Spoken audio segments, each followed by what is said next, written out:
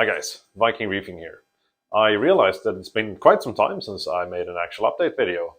So now that I have both the wife and daughter out of the house, I thought I would take the time to walk you guys through how I've been getting on with the tank lately. Firstly, you probably saw my video where I did a slight rescape, where I tore out some stuff and placed some new ceramics from Arca into the tank. They have started to get covered by various kinds of algae. They always look kind of nasty for the first month or two. There's always some sort of a weird brown algae that covers them. Since they do release some silicates, it's probably something from the Iodine family, I guess. But I can also see some improvements on them. They're starting to be coralline algae forming on them. And of course, the corals are now encrusting. There's not a huge amount of corals on the new ceramics, so it's a work in progress. I'll fix that in a bit. In other news, I've been running the Ocean Motion engines now for a couple of months, and I'm very happy about them. I have my CGX SDCs mounted on them, and they really did help improve the flow of this tank. Since they're oscillating backwards and forwards, I get a huge amount of random flow. I can see a much better polyp extension, and there seems to be less gunk collecting throughout the tank as well. So that's a very good thing. I've also had some issues. I had very poor polyp extension for a bit, and if you've been following me on Instagram as well, you can see that the big blue Maxima clam I used to have, it was first back here, then I had it down here, then I moved it up to here. Over time, its mantle just wouldn't open to the same degree that it used to. That's also why I started moving it around a bit. I thought that something might be picking at it. I've been sitting and watching the tank for hours to see if something was messing with it, since I do have a lot of angels, which could potentially mess with it. But I didn't see anything that looked alarming. The copper band and stuff, they were just like poking around, but not actually picking on the mantle.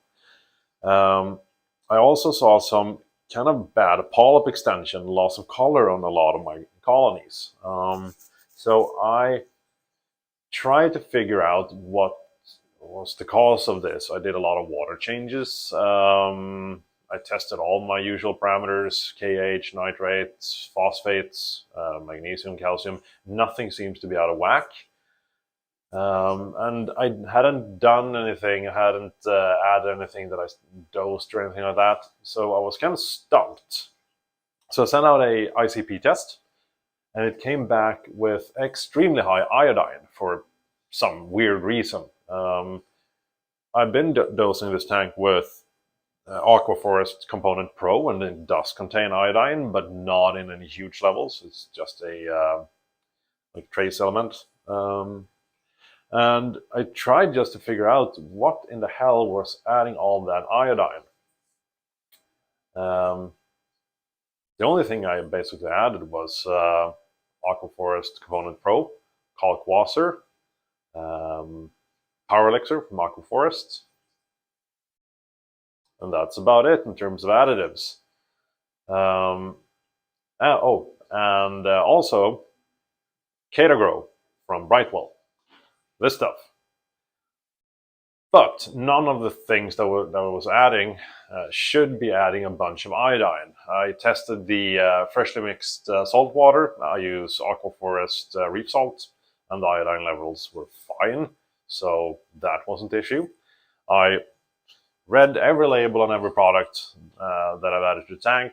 Nothing should be adding a bunch of iodine. And if you have a look at this one, let's see here, what does it say that it adds? It says that it adds potassium, boron, carbon, calcium, chlorine, iron, magnesium, manganese, molybdenum, and cobalt, nickel, sulfur, and zinc. No iodine, right? I delved a bit deeper into what this thing contains, and it contains potassium iodide. Potassium iodine. So it doesn't say that it adds iodine, but it does contain iodine. So thanks to this freaking crap product, I killed my very big strawberry shortcake that I had here. It was about 30 by 30 centimeters big. Another small colony of something else, can't remember what it was, and my big Maxima clown. And the really bad thing was I didn't overdose this. I dosed 1/3 of what I was supposed to be dosing every 30 days or something like that. So I was heavily underdosing this thing. So iron, manganese, and everything like that came back very low on my ICP test, but iodine was very high. So apparently, obviously, it's not the balanced product, since the other elements are consumed at a much greater rate than the iodine that this thing contains. So don't use this thing. I'm not big into like drama and stuff, but this really pissed me off. And bad products, yeah, it really grinds my gears. Oh well, we live and learn, right? And I believe in my previous update, I talked about the issues I had with Cyano. I tried a couple of different products, and I finally found Cyano Cleaner by Modern Reef. And as you can see, no cyano whatsoever. One dose, no ill effects whatsoever in the tank, and all the cyano has been gone since. So that's a great company and obviously a great product. So I can heavily recommend you guys using that if you need some sort of a help with cyano. In other news, I've also got some new fish. You can probably see the big yellow Semelavartis butterfly fish in the corner. That's one of my dream fish. I added a small one before. I don't remember if I talked about it here on YouTube, but I added a very, very small one a couple of months ago. It was doing great after 3 weeks of QT, but it got sucked up into one of the pumps. But luckily, my LFS managed to find me a very decently sized specimen. And it's been doing awesome. Went through QT, no worries whatsoever. It's eating everything I put into the tank, so it's eating both frozen, pellets, and flake foods. It's been very good with the corals as well. It does pick a bit on a couple of the acro colonies, but nothing major. The only thing it's actually been going after are my frog spawn and hammers, not torches though.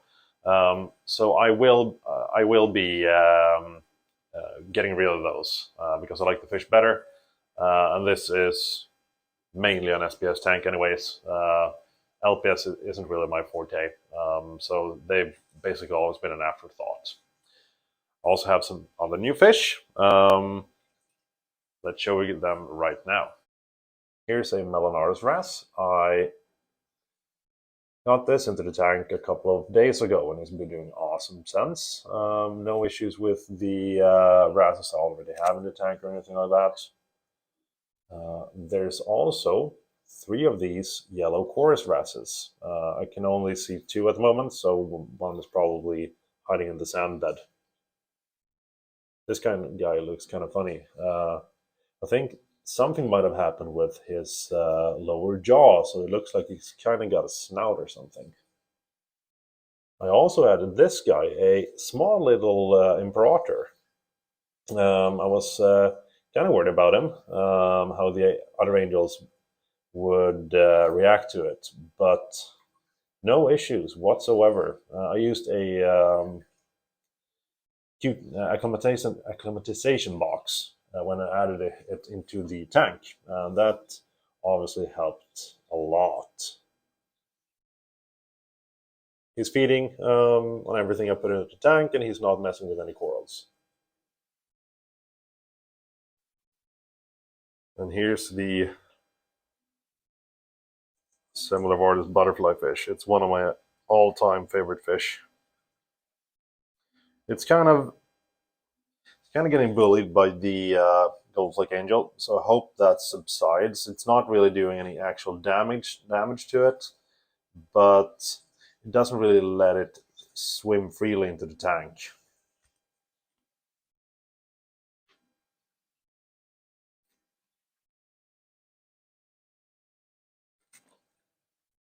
As you can see, the ceramics markup are covered in kind of nasty algae, and the colors of the corals aren't great, really.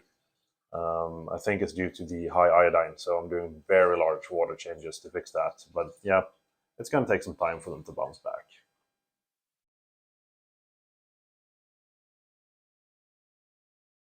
I have a very small home wrecker here. Let's see if you can see that. I'd completely forgotten about this little guy. It fell into a crevice, and once I was just rummaging around the tank, I found this, and yeah, got it back up here, and it has some decent color on it. Not during the very white period, which is now though, so that's more of a bluish, Windexy color coral. I also got a new Moorish idol, and it was doing great in quarantine. I had it there together with the similar Vartus, the big one, yeah, for around 3 weeks. It was eating everything, flakes, pellets, and frozen, fattening it up and growing.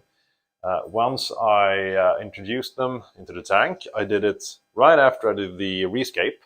I introduced them during the night, and I got it into the tank together with the similar Vardis. Oh, and actually some sort of a bristletooth tang here. It's somewhere around here. So I added it into a group of fish just to relieve any aggression that might just be focused on one fish. And as expected, the Achilles and the Goldflake Angel, they were really aggressive to the new additions for the first couple of days. It usually subsides, and it did. That's just what happened here. Unfortunately, not towards the Moorish idol. So the Achilles, he was super focused on trying to kill it. I put up mirrors. I dimmed the lights. I tried feeding more. Did everything I possibly could just to try and avert his attention. Tried to move some rocks around and stuff like that as well. Unfortunately, I didn't get the Moorish idol out quick enough before he managed to do damage to it. There were two major injuries on it. It had a fairly deep gash right across its belly, and one of its eyes were injured as well.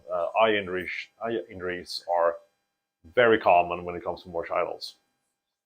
But I got it out of the tank. I got it into my QT system, and it was actually doing well. It was still eating. The wound on its belly healed up nicely. But since it had a injured eye, that was healing, but it seemed like it messed with its depth perception or something. So it didn't really manage to hit the food properly.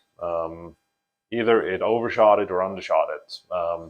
So even though it was feeding a lot, unfortunately, it didn't get enough food into it, and it basically just withered away and died over the course of the next 3 weeks or something like that. My experience with Moorish idols is that they need a huge amounts of food. I feed this tank 5 to 6 times a day, and that keeps up with their metabolism. But since he wasn't able to eat properly, sadly, I lost that one. It's very annoying. I don't really have any problems with keeping Moorish idols in terms of getting them to eat and survive and all that. But I don't think that I will be adding a new Moorish idol to this tank, unfortunately, even though it's one of my very favorite fish. I don't think the Achilles will be accepting a new Moorish idol, unfortunately. I even started to think that the Achilles might have been the cause why I lost my previous idol. If you remember, what happened to that guy was I had it for about 3 years. One day I came down after feeding, and it was just very lethargic, sitting up in a corner with a big bump on its snout, so it had obviously ran into something. I figured that it's probably just got freaked out by something and hit a rock. But I'm starting to suspect that the Achilles might have had some sort of a some sort of a switch flip on its head.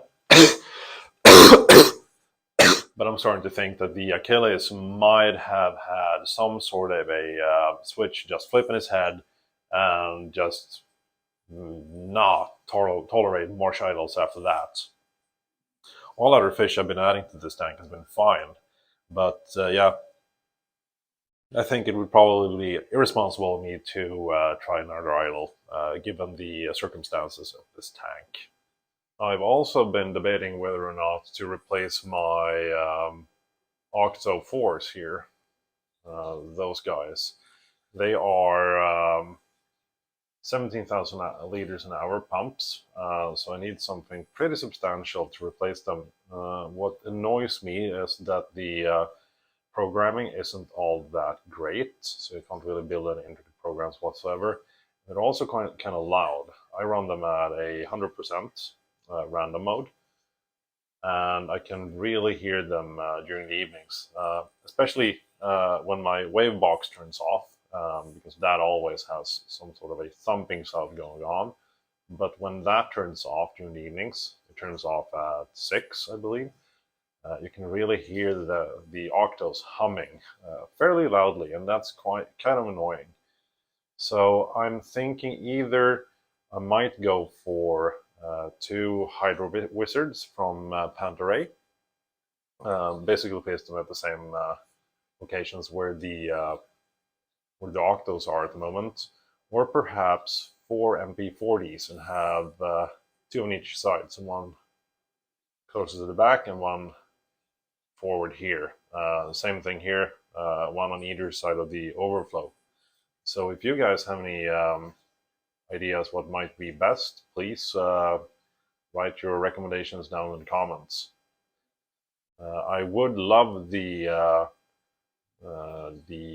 Abyss pumps, but unfortunately they are extremely expensive, and they are also very big, a bit too big for this tank. Another option might be some Toons Stream 3 Pluses, although I'm not 100% sure how to I would go about mounting them in this tank. But as I said, if you have any suggestions, please write them down below. Let's have a quick look at the Sump and how that thing is looking. Oh, the Achilles got really pissed at something. Probably the goldflake. So here's the Sump, and pardon the mess. I was messing about here. I actually had a leak on my UV filter here, which kind of made everything very wet here. I stepped down here one morning. One of the unions started leaking, so I had to remove it. Well, that caused a cascade effect, so I basically had to move everything around in here. So this is how the Sump is looking at the moment. The major difference here is that I've managed to get up one more top cabinet here. There will be one smaller cabinet here, and I will run a LED strip light all beneath here, so I get some good illumination when I'm working in the Sump. Nothing much has really changed here. I still have a cheap grow light from Amazon here, which is growing Kato very well, so I have no complaints about that. Here's still a section of live rock, and as you can see, it's filled with goodies, sponges and whatnot. Focus, there we go. I've actually removed the tune skimmer, which I was using as an ozone reactor, and I'm trying to see how it works if I just use my Bubble King Supermarine with ozone. See how it affects the skimming. So you can see here, I have a line running from my ozone generator up here. It's a sander, 200 milligrams an hour. Goes into here. Focus. Here, and into the ozone port on the Bubble King. And yeah, hence the activated carbon here, just to get rid of the smell of ozone. There's not much going on here. It's time to clean the Sump as well. Still running the Aqua Forest reactor. awesome piece of kit. Kalkwasser. I might actually be stopping Kalkwasser soon. We'll see what I'll replace that with. I'll make a separate video about that. And I'm still running Aquaforest Component Pro here as well. The Bubble King Supermarine is really an awesome skimmer. Let's see here if we can get it to focus.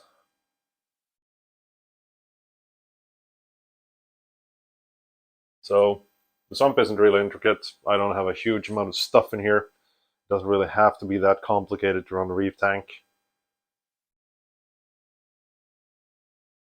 Here's my QT tank. It's empty at the moment. Very simple setup. Got a couple of pumps, a heater, some live rock. When I have it running, I'll add some Kato as well. I don't medicate in this unless something really pops up. But apart from that, I run this as a full reef tank, basically. So hopefully I'll have some new stuff in here in a couple of weeks or so. Here is something I hope will help with the amount of detritus that I've had accumulated in my sump. It's a automatic filter roller from Arca. The changing of rolls is a lot easier than my old Clarity. So I'm going to give this a go. Looks very good. First impressions, I just need some more plumbing parts to be able to hook it up into the plumbing of the tank. I think that's it for today. If you have any questions or comments, please write them down below and I'll try to respond to you as soon as I can. If you want more frequent updates from me, you can always follow me on Viking Reefing on Instagram. And thank you very much for watching, and have a good one.